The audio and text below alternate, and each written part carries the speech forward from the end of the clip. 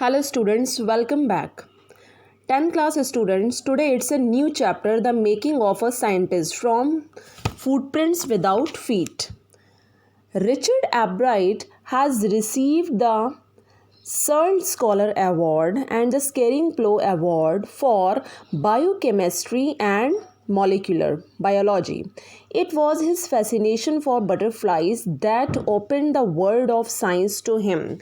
सबसे पहले आपके लिए ये जानना ज़रूरी है, it is very necessary what are the main characteristics of the character of Richard एब्राइट. Richard एब्राइट एक ऐसे साइंटिस्ट थे जिनकी ऐसी क्वालिटीज़ की वजह से वो साइंटिस्ट बने. क्यों साइंटिस्ट बने? Because he was greatly fascinated towards the collection of many things.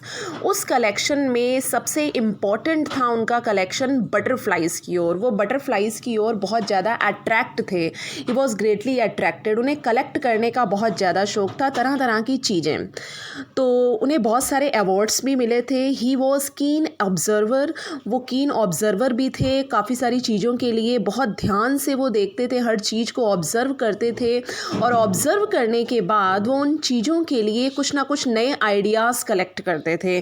और उन्हीं आइडियाज़ में, उन्हीं कलेक्शन में सबसे फर्स्ट एंड फॉरमोस्ट कलेक्शन था उनका बटरफ्लाइज़ की. और बटरफ्लाइज़ को बहुत ध्यान से देखते थे.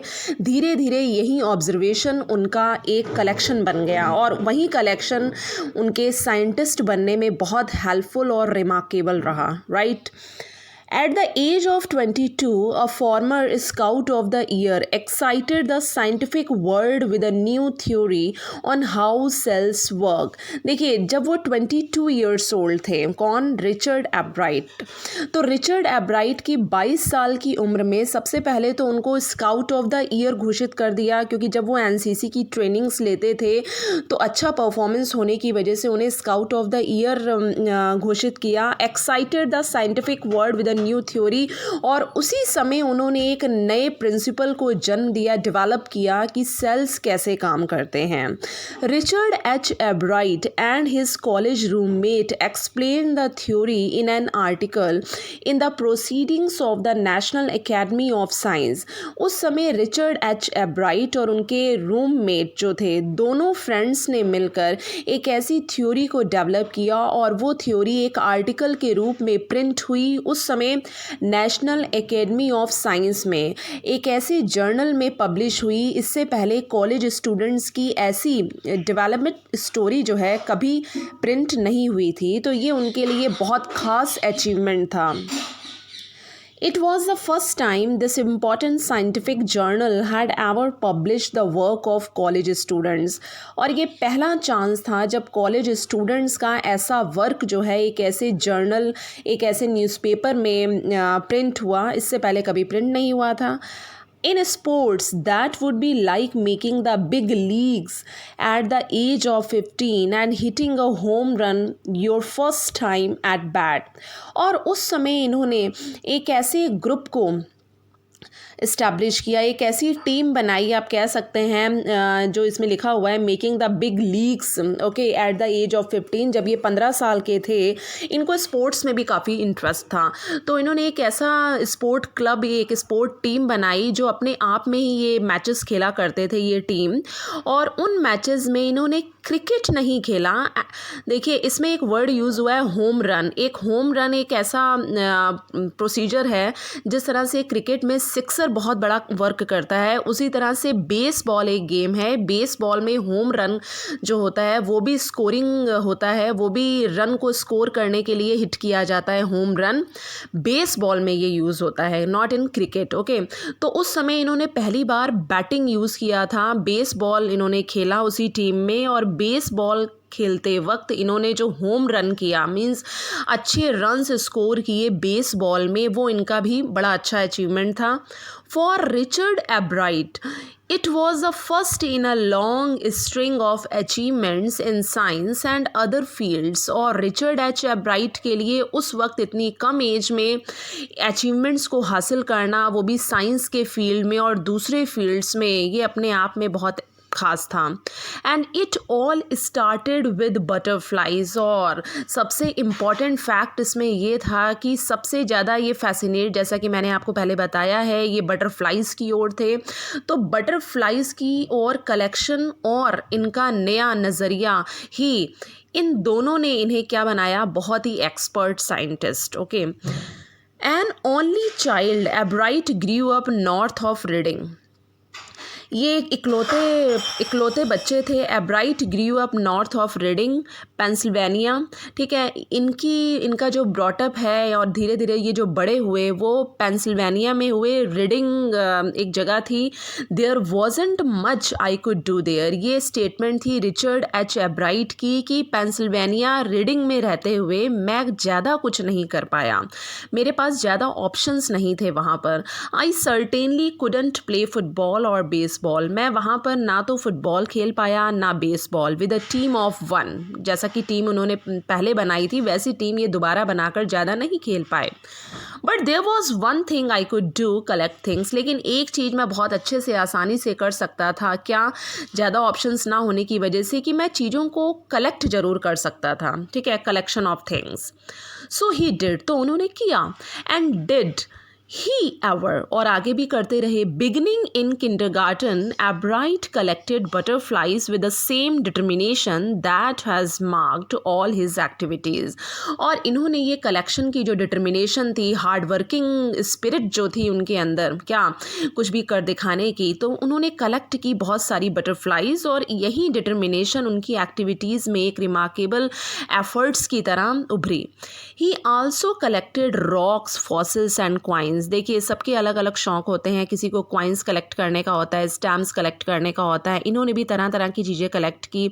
Okay, rocks, fossils and coins. He became an eager astronomer. Astronomer यानी कि इन्होंने टेलीस्कोप से स्टार्स को बहुत ध्यान से देखा। ठीक है ना, जब ये बैठते रात में तो स्टार्स को बहुत ध्यान से ऑब्जर्व करते। Sometimes star gazing all night, और कभी कभी तो ये 1-2 घंटों के लिए नहीं, पूरी रात भर इनका ये स्टार गेजिंग जो परफॉर्मेंस था ये चलता ही रहता, observation. From the first, he had a driving curiosity along with a bright mind. He also had a mother who encouraged his interest in learning. She took him on trips, bought him telescopes, microscopes, cameras, okay, mounting materials and other equipment, and helped him in many other ways. देखिए, इस paragraph में ये बताया है कि किस तरह से उनकी मदर उनके लिए एक रोल मॉडल रही और एक एनकरेजिंग स्पिरिट रही उनकी मदर उनके लिए, क्योंकि फादर की डेथ के बाद उनकी मदर ने उन्हें बहुत ज़्यादा एनकरेज किया, मोटिवेट किया हर काम को आगे बढ़ाने के लिए। तो from the first he had a driving curiosity. ठीक है ना, बहुत ही ब्राइट सुपर माइंड था उनका, मेंटल कैपेसिटी बहुत अच्छी थी उनकी। ही आल्सो हैड अ मदर, उनकी बहुत अच्छी मदर थी जिन्होंने उन्हें मोटिवेट किया उनके हर एक इंटरेस्ट में सीखने के लिए। और यही नहीं, केवल सीखने के लिए उन्होंने मदद ही नहीं की केवल उनके वर्ड्स ने, बल्कि वो हर एक इक्विपमेंट उन्होंने ला कर दिया उनके लिए जो उनके लिए हेल्पफुल था लर्निंग में। Okay, like telescopes, microscopes, cameras, mounting materials and other equipment, और दूसरे भी ऐसे इक्विपमेंट ला कर दिए। ठीक है, I was his only companion until he started school. तो ये स्टेटमेंट किनका था? उनकी मदर का, कि मैं ही इकलौती उनकी एक अपने बेटे की कंपेनियन थी। ठीक है, क्योंकि स्कूलिंग लाइफ में और स्कूल से पहले और स्कूल के बाद वो उनके लिए एक बहुत अच्छी मदर रही, motivating mother. After that I would bring home friends for him, but at night we just did things together. देखिए, उनकी मदर पूरा दिन तो वर्कआउट करती ही थी, लेकिन साथ में कुछ समय ऐसा वो स्पेयर टाइम उनके साथ स्पेंड करती जिसमें वो पूरे दिन भर की डिस्कशंस उनके साथ करती और उनके साथ डिस्कशंस करने के बाद उनकी हेल्प करने में बहुत ज़्यादा सक्सेसफुल रहती और उनके फ्रेंड्स को वो घर पर भी लाती। But at night we just did things together, और रात में दोनों मिलकर पूरे दिन भर की चर्चा के बाद जो भी वर्कआउट होता वो करते। Richie was my whole life.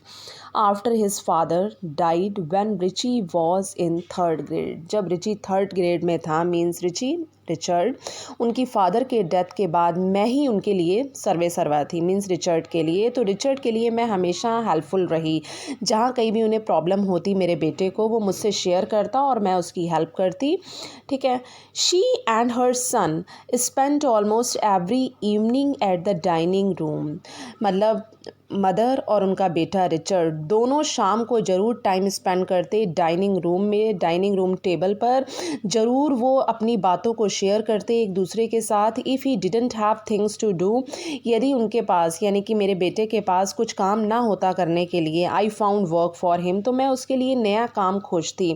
Not physical work but learning things. ज़रूरी नहीं है कि मैं उसके लिए कोई फ़िज़िकल काम ही ढूंढती, लेकिन चीज़ों को सीखने के लिए उसे मोटिवेट करती। His mother said he liked it, और ये सब चीज़ें उसे पसंद आती। ही वॉन्टेड टू लर्न, और हमेशा वो सीखने की कोशिश करता। And learn he did. Okay, he earn top grades in school, और स्कूल में भी उनका परफॉर्मेंस जो है A1 रहा। ठीक है ना, वो टॉप स्कोरिंग बॉय थे।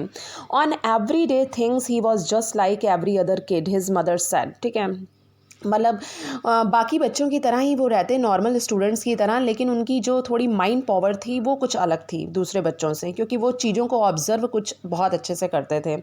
By the time he was in 2nd grade, एब्राइट had collected all 25 species of butterflies found around his hometown।